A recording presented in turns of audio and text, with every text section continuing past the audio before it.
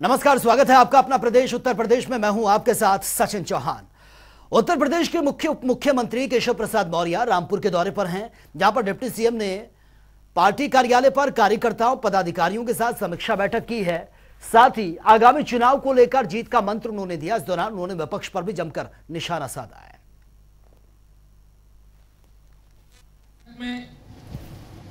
बिजली विभाग की कुछ शिकायतें थी, उसमें निर्देश दिया गया है कि जो शिकायतों को अविलंब दूर करें और जो दोषी हैं, विशेष तौर से संविदा कर्मियों के कुछ और अभियंताओं की शिकायतें थी, उनको देखें, उनको जहां भी जरूरत होती है उनमें कार्रवाई करें।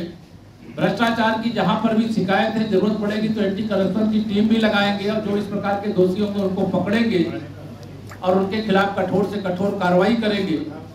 निचले स्तर पर कहीं राजस्व निरीक्षक जो हमारे लेखपाल हैं, कहीं ग्राम विकास अधिकारी, कहीं पंचायत के अधिकारी, इनकी कुछ शिकायतें थी, तो ये अपेक्षा की गई है कि जिनके एक क्षेत्र में 5 वर्ष बीत गए हैं उनके क्षेत्र में परिवर्तन कर दिया जाए।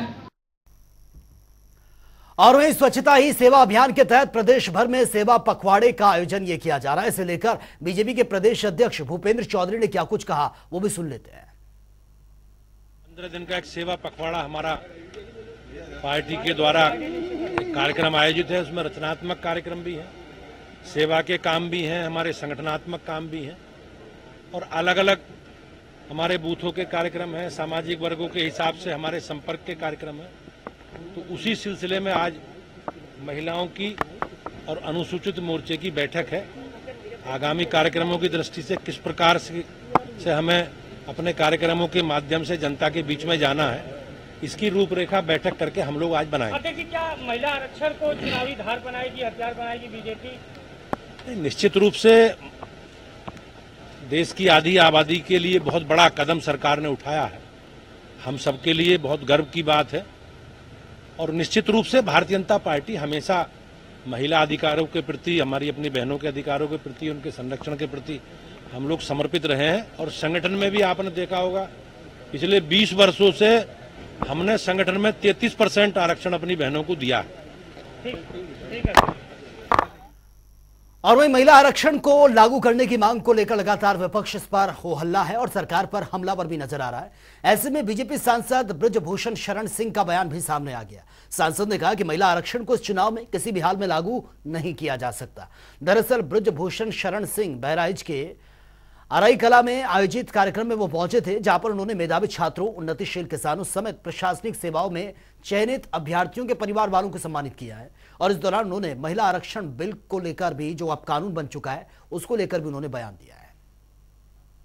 जानते हैं, वो पार्लियामेंट में भी इस बात को कहे थे और वो जानते हैं इसमें तकनीकी दिक्कत क्या क्या है, और अगर तत्काल लागू कर दिया जाए तो यही कांग्रेस पार्टी कोर्ट में जाएगी। उसका एक प्रोसीजर है, एक समिति बननी है जिसमें चुनाव आयोग की भी भूमिका होगी और ये राय शुमारी भी होनी है। तो ये सीधी सी बात है, कोई छिपाया नहीं गया है। कहा गया है कि इस चुनाव में नहीं लागू होने वाला है और इसमें 1/3 राज्यों का सहयोग वो चाहिए, 1/3 राज्यों का वो चाहिए, मतलब समर्थन चाहिए, तो ये लागू होगा। और वे राजधानी लखनऊ के बलरामपुर गार्डन में पुस्तक मेले का आयोजन किया गया। इस पुस्तक मेले में मुसाफिर है यारों किताब का विमोचन ये हुआ था और इस दौरान पूर्व विधानसभा अध्यक्ष हृदय नारायण दीक्षित, जिला अधिकारी सूर्यपाल गंगवार भी मौजूद रहे।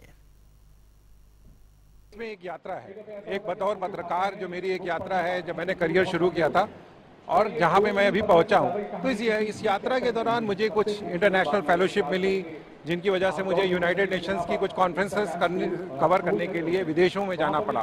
तो जो विदेश की यात्राएं हैं और उस यात्राओं के साथ एक रिपोर्टर का ग्रो करना है, एक आगे बढ़ना है, उसकी इसमें कहानी है।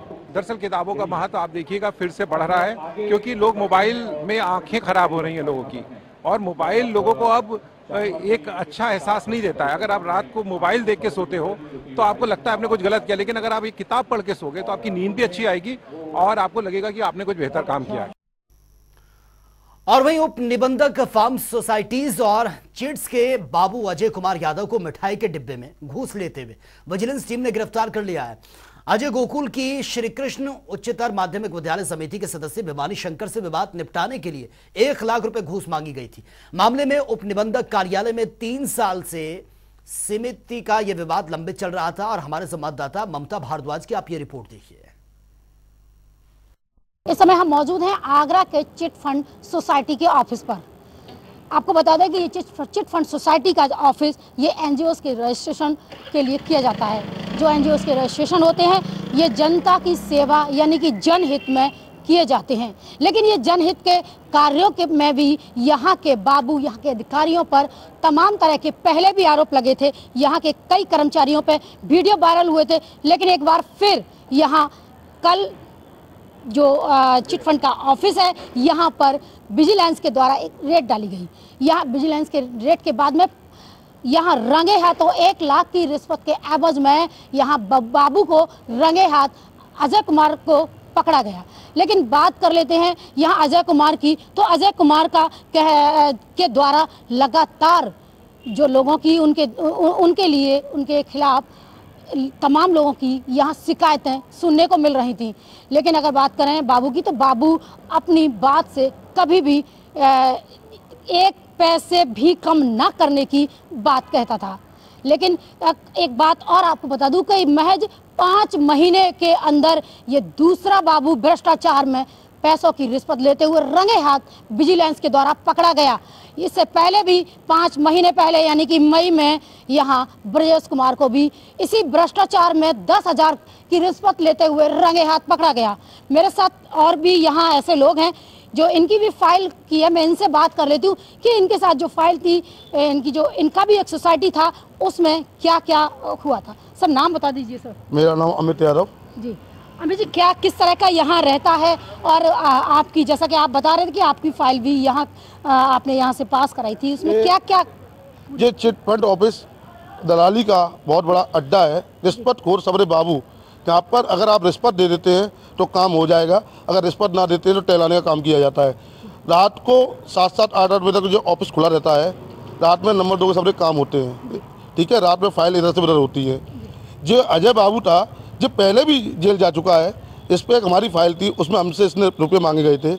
इसको हमने ना दिए, फाइल के रुपये नहीं देने के बाद इसने हमारी फाइल में भी अटका डाल दिया, घुमाता रहा। उसके बाद बड़ी मुश्किल से उसने फाइल हमारी करी। और उससे पहले भी 3 महीने पहले भी एक ब्रजेश बाबू इसी ऑफिस से जा चुके हैं, विजिलेंस ने पकड़े थे। किस तरह की ये रिश्वत लेते थे और किस एवज में लेते थे, कि क्या काम ऐसा क्या रहता था जो कि इतनी मोटी रकम, जैसे कि कल 1 लाख की रकम के एवज में ये बाबू गए हैं? पार्टियों के कुछ कागजों में छोटी मोटी जो कमियां होती थी उनको ना पूरी होने पे उनको जो अपना दर्शाते थे पूरी कर दी गई हैं। उन पे ब्लैकमेल किया जाता था, उनसे रुपया मांगा जाता था। सिर्फ लगभग आपसे अगर जो रिश्वत वाली बात है तो आपसे कितना रुपया मांगा गया? मुझसे 20,000 रुपये मांगे गए थे जब अजय ने। तो आपने क्या उस 20,000 की रकम को क्या अदा कर दिया था? नहीं दिया नहीं था, जो दबाव में आके बाद में उसने उसे लगा जब मिलेंगे नहीं, जब उसने फाइल बाद में कर दी गई। बिल्कुल, देखिए ये यहाँ एक और ऐसे कैंडिडेट थे जिन्होंने साफ बताया कि इनकी भी फाइल थी और 20,000 की रकम मांगी, लेकिन जब दबाव ज़्यादा बना तो वो फाइल को कर दिया गया। लेकिन बात यहाँ यह है कि बाबू को यहाँ रंगे हाथ 1 लाख की रिश्वत के एवज में यहाँ टीम ने पकड़ा है। जो विजिलेंस की जो टीम है उसको लगातार सूचनाएं मिल रही थी चिट फंड ऑफिस की तरफ कि जो लोग पीड़ित हैं वो लगातार उनको सूचनाएं दे रहे थे, और एक वो दिन आ ही गया जो कि रंगे हाथ बाबू को यहाँ से पकड़ा गया। एक बात और बता दूं कि यहाँ बाबू एक जो यहाँ सीसीटीवी जो कैमरे लगे हुए हैं, तो वो उसका एक रिश्वत लेने का एक नया तरीका देखने को मिला कि उसके बताया गया कि यहाँ रिश्वत लेने का उसका एक नया तरीका था। बजाय लिफाफे के वो मिठाई के डब्बे में रिश्वत लेता था, आधी मिठाई और आधी पैसों की मिठाई। तो बिल्कुल ये सब चीज़ें वहाँ जो गोकुल के जो कृष्णानंद थे उनके द्वारा ये सारी चीज़ें जो विजिलेंस टीम को बताई गई, और उसके बाद विजिलेंस ने बाबू को रंगे हाथ 1 लाख की रिश्वत के साथ में गिरफ्तार कर जेल भेज दिया है। अपने सहयोगी मुकेश के साथ ममता भारद्वाज, जनता टीवी आगरा।